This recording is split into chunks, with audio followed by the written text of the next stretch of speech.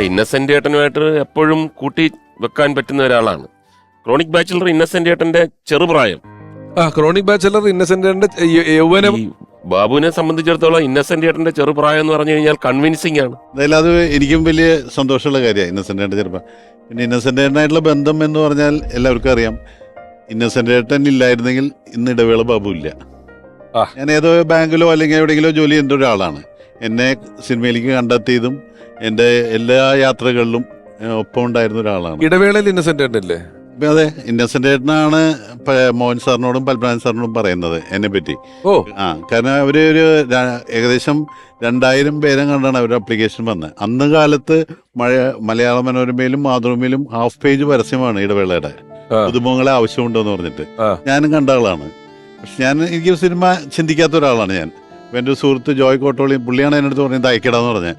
ഞാൻ പറഞ്ഞു നമ്മൾ ചിന്തിച്ചിട്ടേ ഇല്ല സിനിമ. അങ്ങനെ ഇതിൽ അവർ അവസാനം 20 ആളെ തിരഞ്ഞെടുക്കുകയും അതിലും ശരിയാവാണ്ട് പത്മനാഭൻ സാർ തലേദിവസം ഒത്തിരി വറീഡായിട്ട് അങ്ങനെ ഇന്നസെന്റ് ഏട്ടനായിട്ട് ഷെയർ ചെയ്തിട്ടാണ് ഇന്നസെന്റ് ഏട്ടനോട് പറഞ്ഞു എന്നാ പറയണേ, ഒരു ഇന്നസെന്റ് ആയിട്ടുള്ള പയ്യനായിരിക്കണം, പക്ഷെ തല തെറിച്ചിന പയ്യനായിരിക്കണം. പെട്ടെന്ന് ഇന്നസെന്റ് ഏട്ടന് എൻ്റെ മുഖം ഓർമ്മ വന്ന് അങ്ങനെ ഇരിങ്ങാലക്കുടയിൽ വരും എന്നെ വിളിച്ചുകൊണ്ട്. അങ്ങനെയൊക്കെയാണ് അതിൻ്റെ ചരിത്രം. ഇന്നസെന്റ് ഏട്ടൻ്റെ ഏറ്റവും നല്ല ക്വാളിറ്റികളിൽ ഞാൻ കണ്ടിട്ടുള്ളത്, ഒന്ന്, അദ്ദേഹം പഠിക്കാൻ മിടുക്കനല്ല എന്ന് അദ്ദേഹം തന്നെ പറഞ്ഞിട്ടുണ്ട്. പക്ഷെ ഓർമ്മ ഒരു രക്ഷയില്ലാത്ത ഓർമ്മയാണ്. ഇരിങ്ങാലക്കുടയിലെ ഏത് വീട്ടിലെ ഏത് പയ്യനായുള്ള അച്ഛൻ്റെ പേര്, അച്ഛൻ്റെ പേര്, വീട്ടുപേര്, ഇങ്ങനെ സകല ചരിത്രവും ഇന്നസെന്റ് ഏട്ടന് മരിക്കുന്ന അപ്പോഴും വരെ അറിയാം. അതുപോലെ തന്നെയാണ് ഏതെങ്കിലും ഒരു വ്യക്തിയെ കണ്ട് പുള്ളി എത്രയോ കാലം കഴിഞ്ഞാലും പേരൊന്നും ഓർമ്മയിട്ടില്ല, പക്ഷെ ഇന്ന സന്ദർഭത്തിൽ പുള്ളിയെ കണ്ടതാണെന്നുള്ള ഓർക്കാനുള്ള ഒരു കഴിവ് ഭയങ്കരമാണ്. അങ്ങനെ ഞാൻ എപ്പോഴും ആ കാര്യം ഇന്നസെന്റ് ഏട്ടനാണ് ഫോളോ ചെയ്യുന്നത്. ഇതുപോലെ ഞാൻ മലയാള സിനിമയിൽ കഥകൾ മെനയാൻ മാത്രമല്ല, ആ കഥകൾ മര്യാദയ്ക്ക് പ്രസന്റ് ചെയ്യാൻ കഴിവുള്ള രണ്ടുപേരും, ഒന്ന് മുകേഷ് ചേട്ടൻ, ഇന്നസെന്റ് ഏട്ടനാണ്. അയ്യോ, കഥ ചീറ്റി പോവില്ല. അത് മുകേഷ് ചേട്ടന് അപാര കഴിവാണ്. അത് വിഷ്വലാ പറഞ്ഞു ഒരു കഥ അതിന്റെ അവസാനം കൊണ്ട് എത്തിക്കുന്ന കാര്യത്തിനകത്ത് ഇവര് രണ്ടുപേരെയും. അത് മാത്രല്ല, പലപ്പോഴും നമ്മളൊക്കെ ചിലപ്പോൾ കഥ പറയും, പക്ഷെ കുറച്ച് കഴിഞ്ഞാൽ നമ്മൾ ആ കഥ വിട്ടുപോയിട്ട് പിന്നെ പറയുമ്പോൾ വേറെ കഥയാവും. പക്ഷെ ഇവർ രണ്ടുപേർക്കുള്ള ഗുണം വെച്ചാൽ ആ കഥ അതുപോലെ പറയും. അതൊരു അച്ചടിച്ച പോലെ. അല്ല, ഇന്നസെന്റ് ഏട്ടനെ പറ്റി പറയുമ്പം ഒരു നല്ല സ്റ്റോറി ടെല്ലർ, ഞാൻ അദ്ദേഹത്തിന്റെ നിന്ന് പഠിച്ചത്, ഒരു സ്റ്റോറി ടെല്ലർ, നല്ല ഒരു സ്റ്റോറി ടെല്ലർ ആവണമെന്നുണ്ടെങ്കിൽ ഈ പറയുന്ന ആള് ഈ മോശം കാര്യങ്ങൾ ആളുകൾ അറിയണം. എനിക്ക് പറ്റിയ അബദ്ധങ്ങൾ എനിക്ക് എന്നെ ആളുകൾ കളിയാക്കും. അതായത് വളരെ സീരിയസ് ആയിട്ടുള്ള ആൾക്കാരെ അവരില്ലാത്ത സദസ്സിൽ കളിയാക്കുന്ന ഞാൻ കണ്ടിട്ടുണ്ട്. ഒരുപാട് പേരെ നമ്മൾ വളരെ ഗൗരവം ഉണ്ടെന്നൊക്കെ പറയുന്ന ആൾക്കാരെ പറ്റി മറ്റുള്ളവർ ഇത് പറയുന്നത് കേട്ടിട്ടുണ്ട്. പക്ഷേ ഇന്നസെന്റ് ഏട്ടനെ വേറെ ആരും കളിയാക്കി ഞാൻ കേട്ടിട്ടില്ല. കാരണം എന്നറിയോ, അതിന്റെ എക്സ്ട്രീം പുള്ളി ചെയ്തു വെച്ചേക്കുക. അദ്ദേഹം തന്നെ അദ്ദേഹത്തിന് എങ്ങനെയൊക്കെ അത് രണ്ടുപേരാണ്. ഒന്ന് ശ്രീനിയേട്ടൻ, പിന്നെ ഇന്നസെന്റ് ഏട്ടൻ.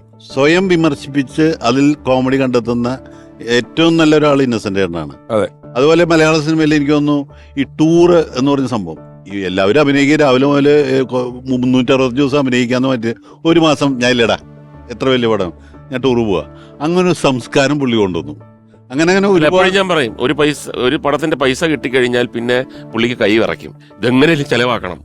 അങ്ങനെ ഉടനെ ഗോവ, ബോംബെ അവിടെ പോകടാ എന്ന് പറഞ്ഞിട്ട് ഫുൾ ഫാമിലിയാണ്. അതെ, ഫുൾ ഫാമിലി ആയിട്ട്. അത് എന്നെ വിളിച്ചു ചോദിക്കും, ഗോവയിൽ പോയി ഏറ്റവും നല്ല ഹോട്ടൽ ഏതാണെന്നോ തിരഞ്ഞെടുക്കടാന്ന് പറയും.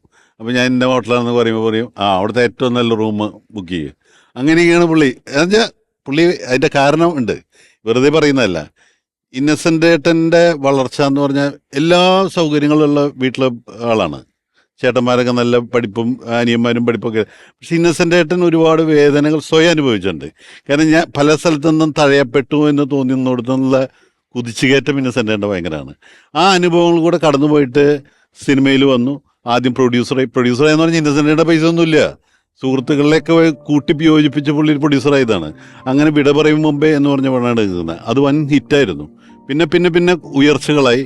അത് കഴിഞ്ഞ് ലേഖയുടെ മരണം ഫ്ലാഷ് ബാക്ക് എന്ന് പറഞ്ഞ സിനിമ എടുക്കുന്നു, തകർന്ന് തരിപ്പണമാകുന്നു. പിന്നെ ഇന്നസെന്റ് ഏട്ടനെ കാണുന്നത് ഭയങ്കര ഒരു ഇന്നസെന്റ് ഇരിങ്ങാലക്കുടയിൽ നിന്ന് ശരിക്കും വാഷ് ഔട്ടായി. ഇരിങ്ങാലക്കുടയിൽ വരാറില്ല. അങ്ങനെ ഞാനൊരു തവണ മദ്രാസിലെ ഏതോ ഡബിങ്ങിന് ചെന്നപ്പോൾ ഞാൻ അന്വേഷിച്ചപ്പോൾ ഇന്നസെന്റ് ഏട്ടൻ മദ്രാസിന്റെ, ഞാൻ അറിഞ്ഞ ഇങ്ങനൊരു സ്ഥലം ഉണ്ടെന്ന് അറിയുന്ന അന്നാണ്.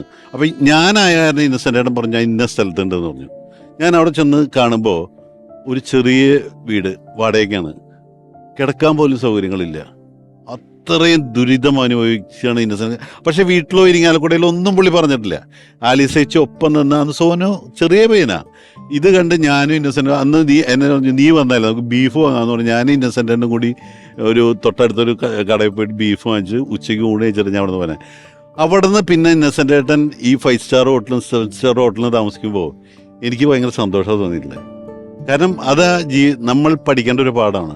എങ്ങനെ ഒരു സിറ്റുവേഷനിൽ സർവൈവ് ചെയ്ത് അത് വേറെ ആരും പുള്ളി ഷെയർ ചെയ്യാതെ പുള്ളി സ്വയം, ഇതൊന്നും ഒരു പക്ഷേ എല്ലാവർക്കും അറിയാത്ത കാര്യങ്ങളായിരിക്കും. പിന്നെ ഭാഷ, ഇനി പുള്ളി ഇറ്റലി ഭാഷ സംസാരിക്കുന്ന ആളെ ചിരിപ്പിക്കും പുള്ളി, ഒരു സംശയമില്ല. ഞാൻ എവിടെ വായിച്ചതാണ്, അദ്ദേഹം നിർമ്മിച്ച സിനിമയുടെ ഇങ്ങനെ സിനിമ ഒരുപാട് പരാജയപ്പെട്ടിരിക്കുന്ന സമയത്ത് ഭാര്യ ആലിസാൻഡിയുടെ സ്വർണ്ണമൊക്കെ പണയം വെച്ചിട്ട് സിനിമ ഷൂട്ടിംഗ് നടത്തുമ്പം കൂടെ ഇരുന്ന് കഴിക്കുന്ന ജഗദീഷ് ഏട്ടനോടോ ശ്രീനേട്ടനോ ആരോടോ ഭക്ഷണം കഴിക്കുമ്പം ഇങ്ങനെ കഴിച്ചുകൊണ്ടിരിക്കുമ്പം അതിന് സ്വർണത്തിന്റെ ടേസ്റ്റ് ഉണ്ടോ എന്ന് ചോദിച്ചു. കഴിച്ചുകൊണ്ടിരിക്കുന്ന ആളോട് ശ്രീനേട്ടനോട് ചോദിച്ചു, ഇതിന് സ്വർണത്തിന്റെ ടേസ്റ്റ് ഉണ്ടോ എന്ന് ചോദിച്ചു. പുള്ളി ഇതിന് സ്വർണത്തിന്റെ ടേസ്റ്റ് എങ്ങനെ വരാനാന്ന് ചോദിച്ചു. അല്ല, ഇത് ഭാര്യയുടെ മാല പണയം വെച്ചിട്ടാണ് നിനക്ക് ചോറ് മേടിച്ച് തന്നോണ്ടിരിക്കുന്നത്, അതുകൊണ്ട് എന്നെ ചോദിക്കുന്നു പറഞ്ഞു. പറയാൻ മടിയില്ല. ഇദ്ദേഹത്തിന്റെ ഒരു ഞാൻ കേട്ടിട്ടുള്ള കാര്യമാണ്. അതായത് വീണ്ടും ചില വീട്ടുകാര്യങ്ങളും ഫ്രണ്ട്സും ഒന്നിച്ചാണ് ഷൂട്ടിംഗ് നടക്കുന്നത്. അപ്പം സിദ്ദിഖ് ലാൽ സിനിമ ഫ്രണ്ട്സ് നടക്കുന്നു, വലിയ വേഷങ്ങൾ കൊടുത്തിട്ടുള്ളതാണ്. ഇപ്പുറത്ത് വീണ്ടും ചില വീട്ടുകാര്യങ്ങൾ സത്യനന്ദിക്കാട് സാറിന്റെ സിനിമയാണ്, അതും ഒഴിവാക്കാൻ പറ്റുന്ന ബന്ധമല്ല. പക്ഷെ രണ്ടും ഒപ്പമാണ്. ഒരു ദിവസം രണ്ടിലൊരു തീരുമാനം എടുത്തേ പറ്റുള്ളൂ. ഇതിൽ ഏതെങ്കിലും ഒരു പടം മാത്രമേ ചെയ്യാൻ പറ്റുള്ളൂ എന്ന് പറഞ്ഞപ്പം രണ്ടുപേരെയും പിണക്കാൻ പറ്റൂലാത്ത കാരണം ഈ 2 പടത്തിലും അഭിനയിക്കാണ്ട് വീട്ടിൽ വെറുതെ ഒരു മാസം ഇരുന്നിട്ടുണ്ട്. സത്യമല്ലേ അത്? ഞാൻ കേട്ടിട്ടുള്ളത് അതെയാണ്, അങ്ങനെ ഇരുന്നിട്ടുണ്ടെന്നുള്ളത്. ഇന്നസെന്റേട്ടൻ എന്ന് രാവിലെ എനിക്ക് തോന്നുന്നു 4-5 പേരെ ഫോൺ ചെയ്യും. ഒന്ന് സത്യേട്ടൻ, പ്രിയേട്ടൻ, മുകേഷ് ഏട്ടനൊക്കെ ഉണ്ടെന്ന് തോന്നുന്നു. അങ്ങനെ ശ്രീനേട്ടൻ, അങ്ങനെ 4-5 പേര്. അപ്പോൾ ഈ പറഞ്ഞാണ് ഉണ്ടാക്കിയ കഥ അപ്പോൾ പറഞ്ഞു വെക്കും എല്ലാവരോടും. എൻ്റെ അടുത്തൊക്കെ കഥ മറന്ന് എന്നിട്ട് എൻ്റെ അടുത്ത് ഞാൻ കുറേ കഴിയുമ്പോൾ ഞാൻ ചോദിക്കട്ടെ, അപ്പോൾ നീ കഥ ഒന്ന് ഓർത്ത് വയ്ക്കണേ, അല്ലെങ്കിൽ ആ പേരുകളൊന്ന് ഓർത്ത് വയ്ക്കണേ. അതിങ്ങനെ പുള്ളി കൂട്ടി പറഞ്ഞു. ഈ തമാശ പറയുന്നില്ലേ, ഇപ്പൊ മണിയമ്പിള്ള രാജേട്ടൻ വലിയ തമാശയൊക്കെ പറഞ്ഞു. ഞാൻ നേരത്തെ പറഞ്ഞില്ലേ, അവനവന് കിട്ടുമ്പം ചെറിയ പ്രശ്നം ഉണ്ടെന്നുള്ളത്. ഞാൻ പഞ്ചവർണ്ണത്തത്വ സിനിമ സംവിധാനം ചെയ്യുമ്പോൾ അതിൽ ഇന്നസെന്റ് ഇല്ല. പക്ഷേ ആലപ്പുഴയിൽ അതിന്റെ ഷൂട്ടിംഗ് നടക്കുമ്പോൾ മണിയമ്പിള്ള രാജേട്ടന്റെ രാത്രി ഉറക്കത്തിലൊരു യൂസ് 2 മണിക്ക് എങ്ങാണ്ട് ചെറിയ ഗ്യാസ് ഒക്കെ ആയിട്ട് നെഞ്ചുവേനയായിട്ട് എണീറ്റപ്പോൾ അദ്ദേഹം പറഞ്ഞു, പിറ്റേന്ന് എന്നോട് പറഞ്ഞത്, രാവിലെ എണീറ്റിട്ട് ഹോട്ടലിന്റെ മുന്നിൽ കൂടെ കൈ വീശി എനിക്കൊന്നുമില്ല എന്നും പറഞ്ഞ് മണിയമ്പിള്ള രാജേട്ടൻ അങ്ങോട്ടും ഇങ്ങോട്ടും നടക്കുകയാണ്.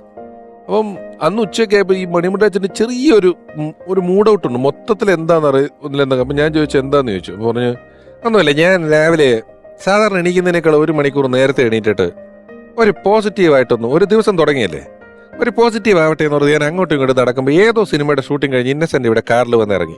അപ്പോഴാണ് ഞാൻ നടക്കുന്നത്. എന്നോട് ഇന്നസെന്റ് ചോദിച്ചു, എന്താ രാജു ഇവിടെ ചോദിച്ചപ്പോൾ ഞാൻ പറഞ്ഞു, എൻ്റെ പുതിയ സിനിമയുടെ ഷൂട്ടിംഗ് നടക്കുന്നു എന്ന് പറഞ്ഞപ്പം ഇതൊക്കെ ഓടുവോ എന്ന് ചോദിച്ചിട്ട് കയറിപ്പോയി. ഒരു കാര്യമില്ല, വെളുപ്പിന് 5 മണിക്ക് നടക്കുന്ന ഒരാളോട് റൂമിൽ കയറി പോകുന്ന പോക്കില് അങ്ങനെ ചില തമാശകളുണ്ട്. കാര്യം എന്ന് പറഞ്ഞാൽ ഈ തമാശ പുറത്ത് പറയാൻ പാടില്ല എന്ന് നമുക്ക് തോന്നുന്നത് പുഷ്പം പോലെ പറയും. ഒന്നാമത്തെ കാര്യം, പുള്ളിക്ക് 10ാം നിലയിലെ തീവണ്ടി എന്ന് പറഞ്ഞ സിനിമയില് നാഷണൽ അവാർഡിന്റെ ലാസ്റ്റ് മുട്ടിമുട്ടിയുന്നത് അപ്പം എഴുതി കാണിക്കുകയാണ്, സ്ക്രോളാണ്. അമിതാഭ് ബച്ചൻ, മമ്മൂട്ടി, ഇന്നസെന്റ് 3 പേരുമാണ് ലാസ്റ്റ്. അപ്പം നമ്മളെല്ലാം ഇങ്ങനെ നോക്കിയിരിക്കടാ വീട്ടില്. പക്ഷെ ഞാൻ ആഗ്രഹിച്ചടാ, എനിക്ക് കിട്ടിയില്ലെങ്കിലും വേണ്ടിയില്ല, അമിതാഭ് ബച്ചന് കിട്ടണമെന്ന്.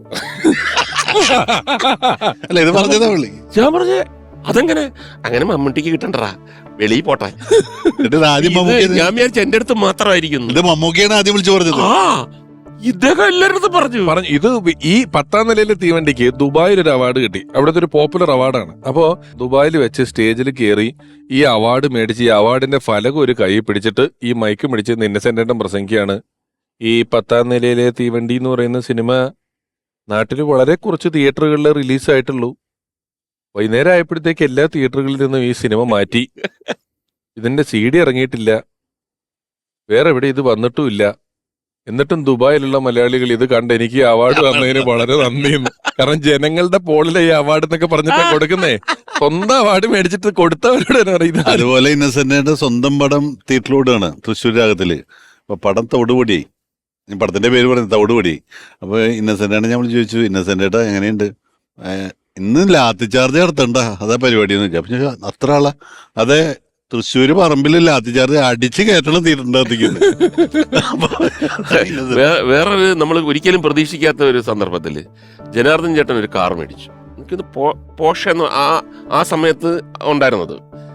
ഇപ്പം വലിയ വിലപിടിപ്പുള്ള, മറ്റേന്ന് പറഞ്ഞാൽ സാധാരണ ഒരു കുഴപ്പമില്ലാത്ത എന്നാൽ നല്ല കാറാ. ഭയങ്കര അഭിമാനത്തോടെയാണ് ജനാർദ്ദൻ ചേട്ടൻ അത് കൊണ്ടുവന്നു. സ്വന്തമായിട്ട് ഡ്രൈവൊക്കെ ചെയ്തിട്ട് കൊണ്ടുവന്നു. പോഷേ എന്നൊക്കെ പറഞ്ഞിട്ട് അപ്പൊ എല്ലാവരും പറയാം കൊള്ളാം, എല്ലാവരും കൺഗ്രാലേറ്റ് ചെയ്യുക. ചേട്ടാ വേറെ ആർക്കും ഇല്ല കേട്ടോ, ചേട്ടൻ അത് മേടിച്ചത് എനിക്കറിയാം, വർഷങ്ങളായിട്ട് അറിയാവുന്നതാണ്. ഇത് മറ്റേത് എൻ്റെ ബ്രദറിലോ അവിടെ ഉപയോഗിച്ചു എന്നൊക്കെ പറഞ്ഞിട്ട് പുള്ളിക്ക് ഒരുപാട് കഥകളുണ്ടല്ലോ. അപ്പം ഇത്ര രൂപയായി, മറ്റേതാ മറിച്ചാന്നൊക്കെ പറഞ്ഞിട്ട് ഭയങ്കര വിവരണങ്ങൾ.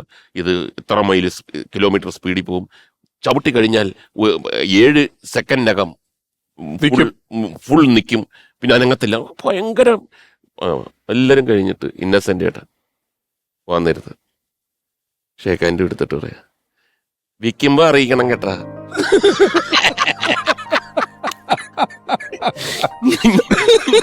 ഞെട്ടിപ്പോയി. പക്ഷെ ഫാമിലിയൊക്കെ ഏറ്റവും കൂട്ടിപ്പിടിച്ച ഒരാളാട്ടോ. അയ്യോ, അത് എവിടെയും. കാരണം അതുകൊണ്ട് തന്നെയാണ് ഇപ്പോഴും ആലിസിച്ചി, ഞാനൊക്കെ വീട്ടിൽ നിന്ന് അപ്പൊ കറിയും. ആലിസിച്ചിക്ക് അന്ന് മോചിതനാവാൻ പറ്റിയിട്ടില്ല. ആ വീട്ടില് അദ്ദേഹത്തെ ഇപ്പോഴും ഉണ്ടെന്ന് തന്നെയാണ് നമ്മളൊക്കെ വിശ്വസിക്കുന്നത്.